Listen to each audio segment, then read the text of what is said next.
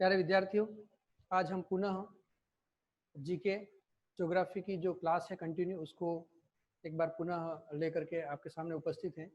और अभी तक जो है वो भौतिक प्रदेश राजस्थान के चल रहे हैं और उम्मीद है आप इन ऑनलाइन क्लासेस का आनंद ले रहे होंगे। आप सबको शुभकामनाएं। आज का जो भौतिक प्रदेश वाला जो अपना चैप्टर है उसमें अपन ने भौतिक प्रदेश के चारों जो राजस्थान के भौतिक प्रदेश हैं उसका हम लोगों ने अध्ययन कर लिया। उसके बाद में मैंने आपको बताया था कि ये जो भौतिक प्रदेश है इसके जो विभिन्न भाग हैं, इनके जो भौगोलिक नाम है, उस भौगोलिक नाम की अपन लोग एक बार चर्चा जो है वो कर लेते हैं। राजस्थान के विभिन्न क्षेत्रों के अलग अलग वहाँ के स्थानीय नाम है, उसकी अपन लोग चर्चा यहाँ पर कर लेते हैं। ठीक है, तो जब हम लोग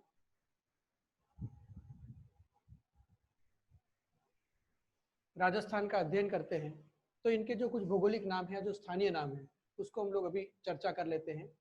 तो कुछ ऐसी चीजें हैं, अगर अपन लोग इसमें कंपटीशन के हिसाब से देखें तो ये बड़े इंपॉर्टेंट भी हैं। और कई बार जो है वो क्या होता है एक्चुअल में इसमें कि कुछ ऐसे नाम हैं जो लगभग अपन लोगों को पैरेलल ऐसा लगता है कि एक जैसे है, परंतु उनका जो है वो मीनिंग भी अलग है और उनके क्षेत्र भी अलग हैं। तो अपन लोग थोड़ा सा ऐसी जो कुछ चीजें जो कंट्रोवर्सी कह सकते हैं अपन लोग की थोड़ा कंफ्यूजन क्रिएट करते हैं, उस कंफ्यूजन को अपन लोग दूर करने की कोशिश यहाँ पर करेंगे। तो मैंने आप लोगों को राजस्थान के चारों भौतिक प्रदेश बता दिए हैं। उन चारों भौतिक प्रदेश के बाद में अपन ने अरावली पर्वतीय प्रदेश अंत में अपन पढ़ रहे थे, और उसके बाद में अपन लोग पढ़ेंगे विभिन्न प्रकार के जो ये क्षेत्र है राजस्थान के, उसके किस प्रकार के भौगोलिक नाम है और उसको स्थानीय रूप से किन नामों से जाना जाता है। तो यहाँ पर अपन लोग जब सबसे पहले देखते हैं तो आप लोगों ने नाम सुना होगा एक मेव।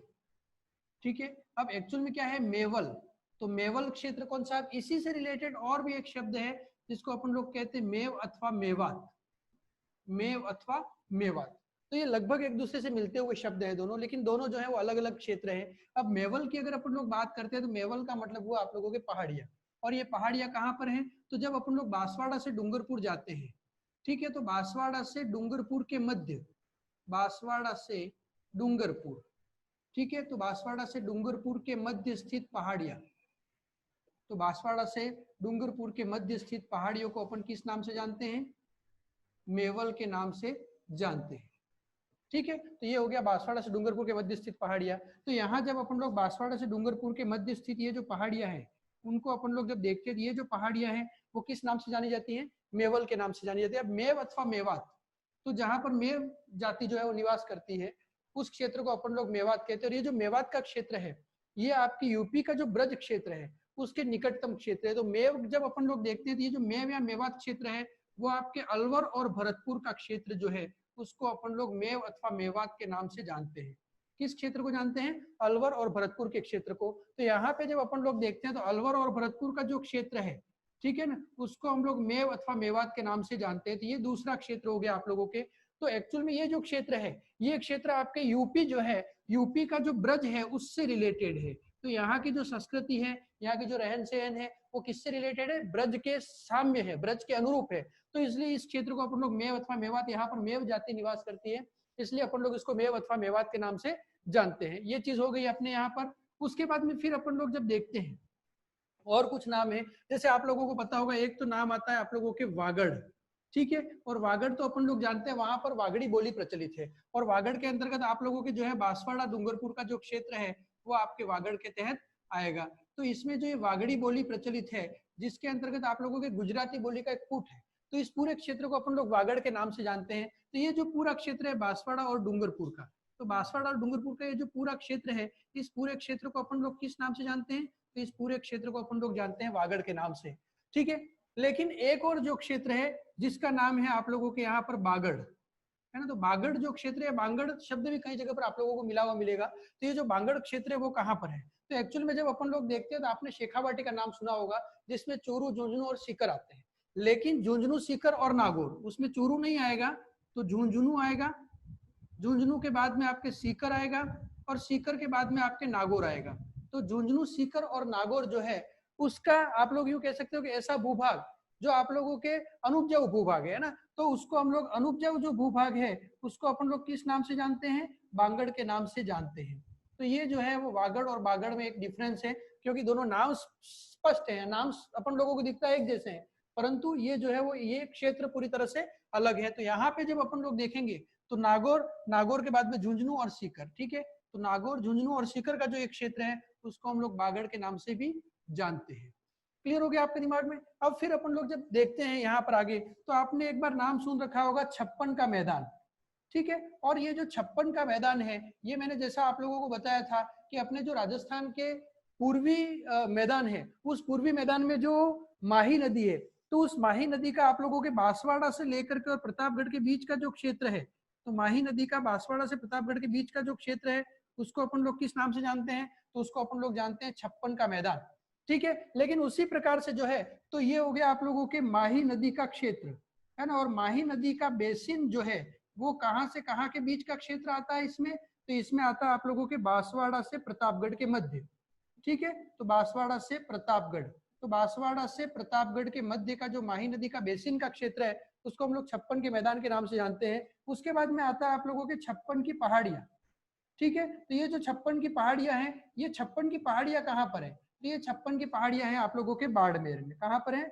बाड़मेर में 56 की जो पहाड़ियां हैं वो आपके बाड़मेर में स्थित है। तो यहाँ पे जब अपन लोग देखेंगे तो ये वाला जो क्षेत्र है इसको अपन लोग कहते हैं 56 की पहाड़ियों वाला क्षेत्र। तो ये कहाँ पर है? बाड़मेर के अंदर स्थित है। तो ये 56 का मैदान और 56 की पहाड़ियां, ठीक है। उसके बाद में फिर अपन लोग जब देखेंगे तो एक आता है आप लोगों के भोराट, ठीक है, एक आता है आप लोगों के भोमट और एक आता है आप लोगों के भाकर। ये तीनों ही जो हैं वो शब्द हैं।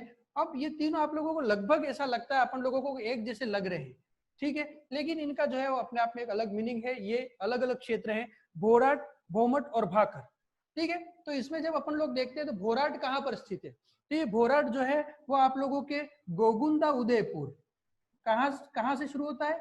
गोगुंदा उदयपुर। तो उदयपुर में जो गोगुंदा है वहां से लेकर के और फिर आप लोगों के कुंभलगढ़ राजसमंद, है ना, तो वहां से आप लोगों के कुंभलगढ़ राजसमंद, तो कुंभलगढ़ राजसमंद के बीच का जो क्षेत्र है, कुंभलगढ़ राजसमंद के मध्य का जो क्षेत्र है उसको अपन लोग भोराट के नाम से जानते हैं। तो ये गोगुंदा उदयपुर से कुंभलगढ़ राजसमंद के मध्य का पठारी क्षेत्र, कैसा क्षेत्र है ये? पठारी क्षेत्र। तो इस पठारी क्षेत्र को अपन लोग भोराट के पठार के नाम से जानते हैं।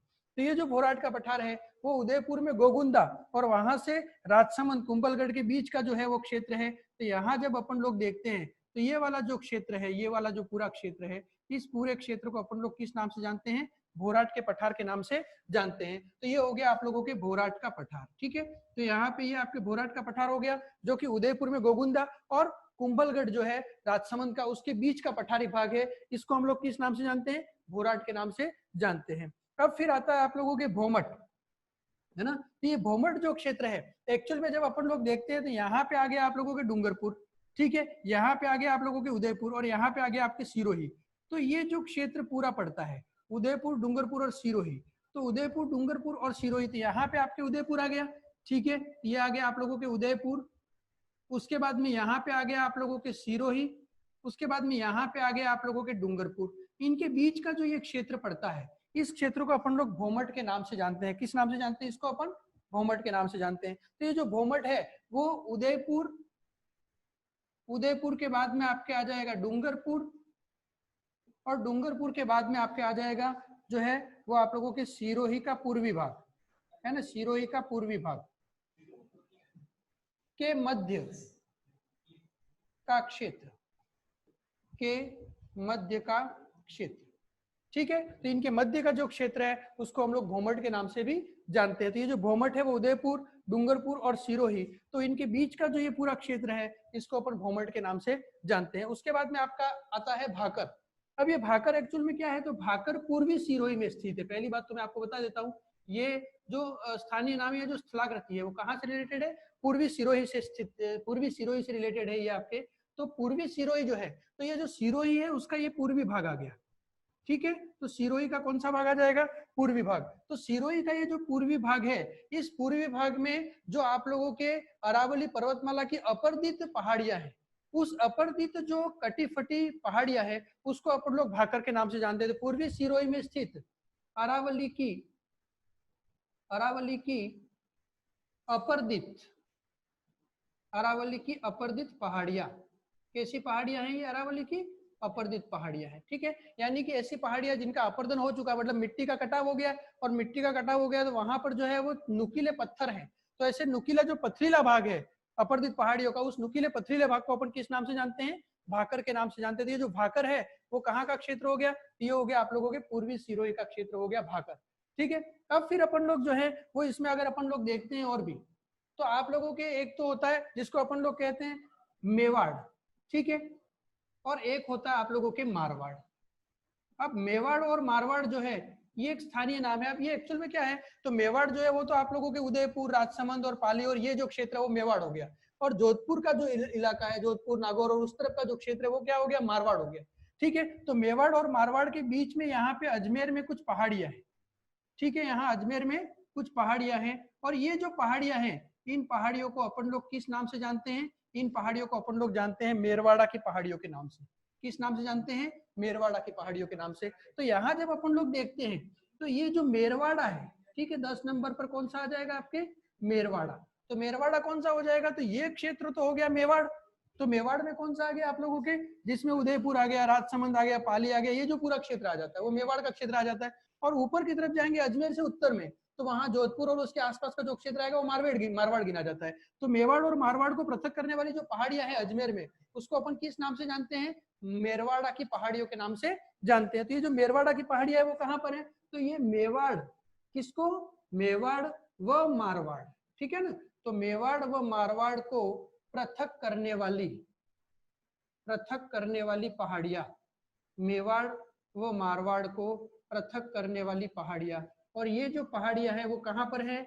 अजमेर में है। तो मेवाड़ और मारवाड़ को पृथक करने वाली जो पहाड़ियां अजमेर में है उसको अपन किस नाम से जानते हैं? तो उसको हम लोग मेरवाड़ा के नाम से जानते हैं। तो ये हो गया आप लोगों के मेरवाड़ा की पहाड़ियां, ठीक है।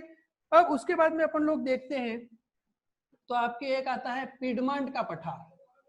कौन सा पठार आता है आपके? पीडमांट का पठार, ठीक है। अब ये जो पीडमांट का पठार है ये पठारी भाग है।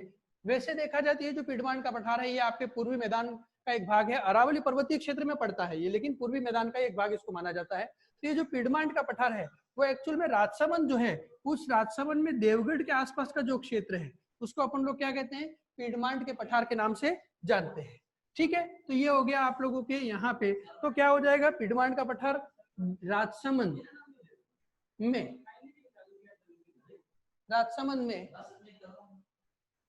राजसमंद में देवगढ़ के आसपास का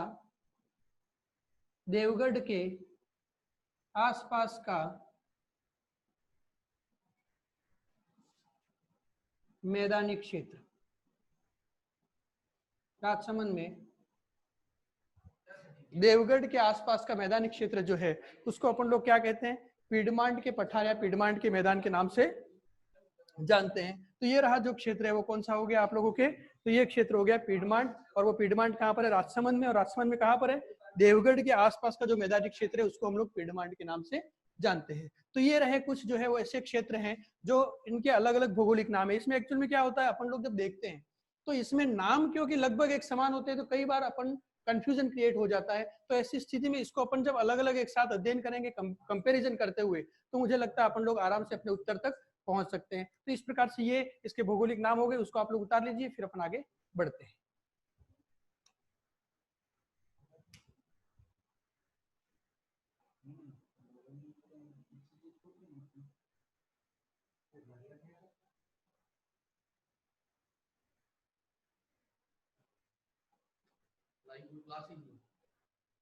नहीं है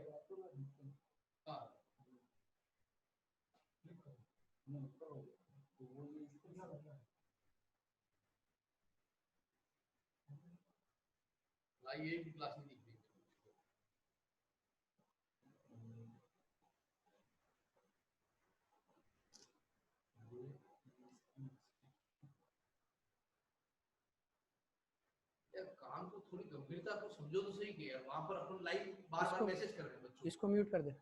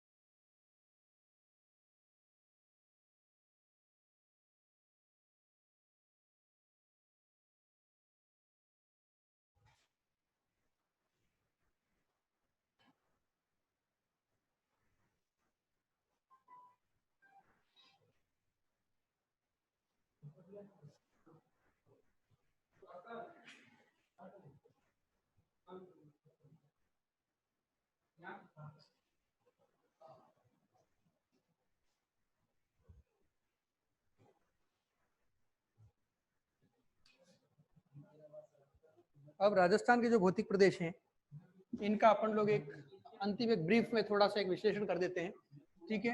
तो राजस्थान, उसके बाद में इसके जो भौतिक प्रदेश हैं,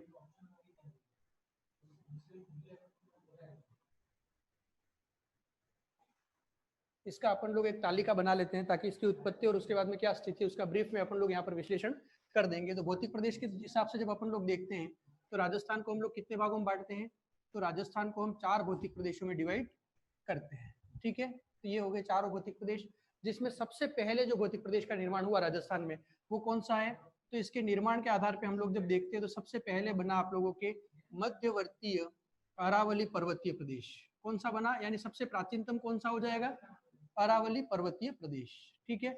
ये हो गया मध्यवर्तीय अरावली पर्वतीय प्रदेश, ये राजस्थान का सबसे प्राचीनतम भौतिक प्रदेश हो जाएगा। उसके बाद में किसका निर्माण हुआ, तो इसके बाद में निर्माण हुआ आप लोगों के दक्षिणी पूर्वी पठारी प्रदेश। इसका निर्माण हुआ दक्षिणी पूर्वी पठारी प्रदेश, ठीक है।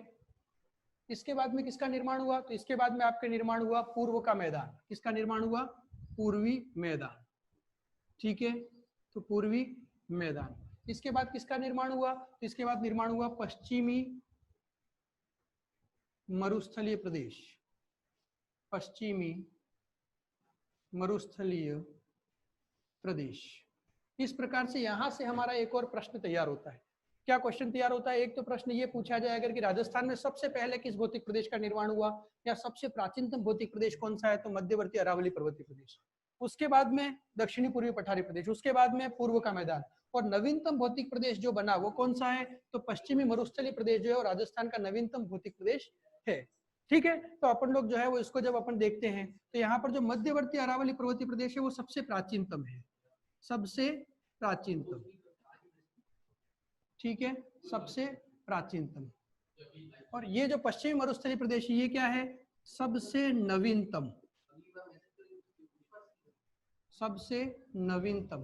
तो ये हो गया आप लोगों के सबसे नवीनतम भौतिक प्रदेश। तो इस प्रकार से अपन लोग देखते हैं तो कई बार इस प्रकार के क्वेश्चन भी पूछे जा सकते हैं कि राजस्थान के भौतिक प्रदेश का निर्माण क्रम के आधार पर जो है वो उसका आप लोग बताइए। तो निर्माण क्रम के आधार पर जब पूछा जाएगा तो इसमें क्या है, आप लोगों को इसी क्वेश्चन का जो ये सारा आंसर है उसको जिगजैग करके दे देगा, पहले ये ले लेगा बाद में ये ले लेगा। तो उसमें जब अपन लोग देखते हैं तो सबसे पहले कौन सा बना, उसके बाद कौन सा, उसके बाद कौन सा, और उसके बाद कौन सा, ठीक है। और सबसे नवीनतम भौतिक प्रदेश कौन सा, उससे प्राचीन कौन सा, उससे प्राचीन कौन सा, और सबसे प्राचीनतम कौन सा है। तो ये पूरा एक एनालिसिस आप लोगों को इसका हो जाएगा यहाँ पर। अब ये जो मध्यवर्ती अरावली पर्वतीय प्रदेश है, दक्षिणी पूर्वी पठारी प्रदेश है, पूर्व का मैदान और पश्चिम मरुस्थलीय प्रदेश, तो इसका जो निर्माण हुआ वो कब हुआ था, तो इसका निर्माण हुआ था आपके आद्य कल्प में, ठीक है। और आद्य कल्प के अंदर युग कौन सा था, तो वो था आपके प्री कैम्ब्रियन।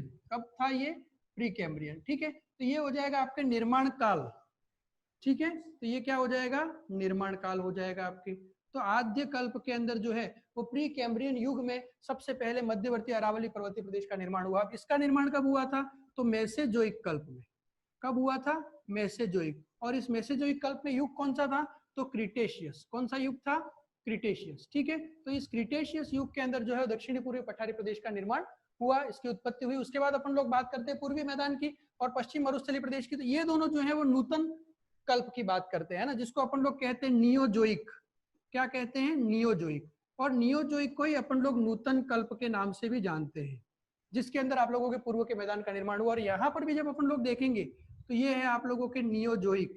और नियोजोइक में ही आपके कौन सा, इसी को क्या कहते हैं अपन, नूतन कल्प भी कहते हैं। तो इसमें जो युग था वो कौन सा था, तो प्लिस्टोसिन था, ठीक है। तो इस प्लिस्टोसिन के अंदर जो है वो किसका निर्माण हुआ, पूर्व के मैदान का। और यहाँ पे भी प्लिस्टोसिन हो जाएगा, तो ये हो जाएगा आप लोगों के पूर्व प्लिस्टोसिन, ठीक है। और ये हो जाएगा आपके उत्तर प्लिस्टोसिन। कौन सा हो जाएगा, उत्तर प्लिस्टोसिन, है ना। तो इस प्रकार से ये हो गया आप लोगों के निर्माण।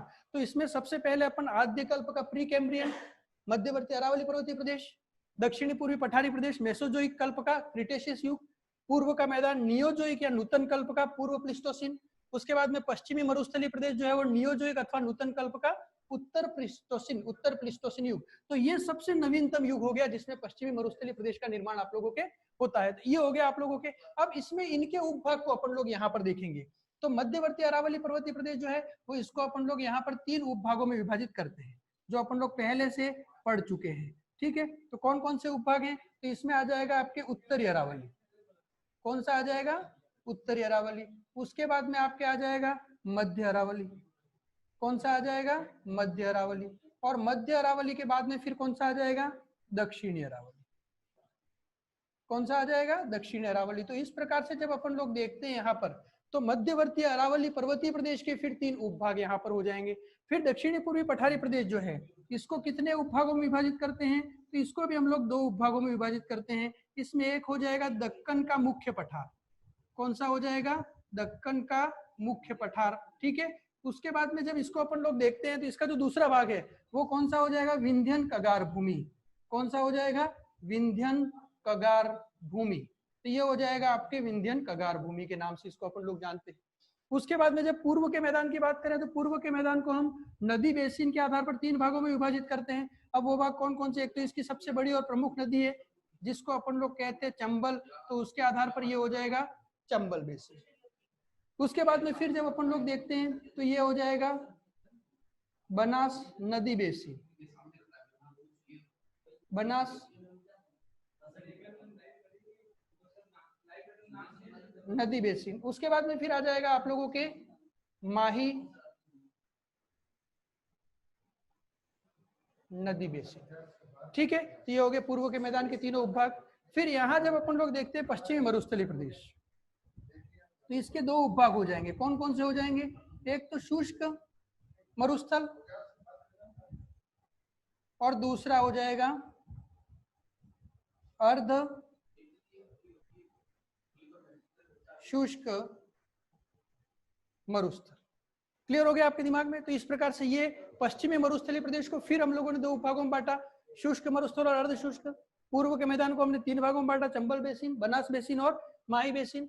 पठारी प्रदेश को 2 भागों में बांटा, दक्कन का मुख्य पठार और विंध्यन कगार भूमि। और मध्यवर्ती अरावली पर्वतीय प्रदेश को हमने उत्तरी अरावली, मध्य अरावली और दक्षिणी अरावली के रूप में इसको विभाजित किया। तो इसको एक बार आप लोग उतार लीजिए, फिर अपन आगे बढ़ते हैं।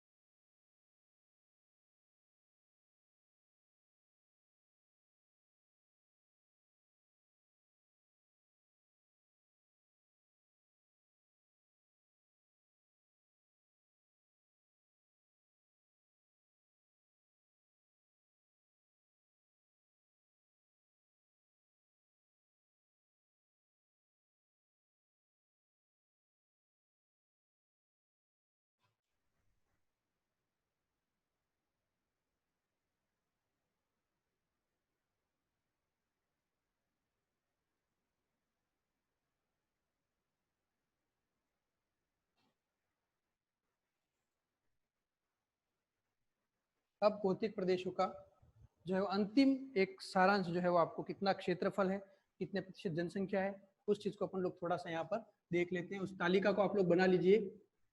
सबसे पहले आ जाएगा क्रम संख्या, क्रम संख्या के बाद में आ जाएगा नाम भौतिक प्रदेश, नाम भौतिक प्रदेश, ठीक है। उसके बाद में आ जाएगा आपके जनसंख्या, उसके बाद में आ जाएगा आपके क्षेत्रफल, और उसके बाद में आ जाएगा आपके अन्य, ठीक है। ये जो कुछ चीजें हैं, सबसे पहला क्रम संख्या 1, जिसमें सबसे पहले आ जाएगा आपके पश्चिमी मरुस्थलीय प्रदेश, ठीक है। जनसंख्या कितनी है राजस्थान की कुल जनसंख्या का? 40%। और क्षेत्रफल कितना है? तो क्षेत्रफल है 61.11% भाग, ठीक है। तो ये जनसंख्या व क्षेत्रफल की दृष्टि से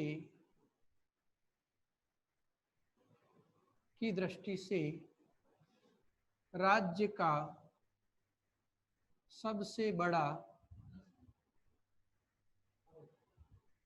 भौतिक प्रदेश, ठीक है। तो जनसंख्या व क्षेत्रफल की दृष्टि से राज्य का सबसे बड़ा भौतिक प्रदेश कौन सा हो जाएगा? तो ये हो जाएगा पश्चिमी मरुस्थलीय प्रदेश। इसके बाद में जब अपन लोग देखते हैं तो पश्चिमी मरुस्थलीय प्रदेश जो है, उसके बाद में अपन लोग मध्यवर्तीय अरावली पर्वतीय प्रदेश, ठीक है। यहाँ पर अपन लोग ले लेते हैं पूर्व का मैदान, पूर्व का मैदान, ठीक है। तो ये जो पूर्व का मैदान है, वहाँ जनसंख्या कितनी निवास करती है? तो 39%। और क्षेत्रफल कितना है?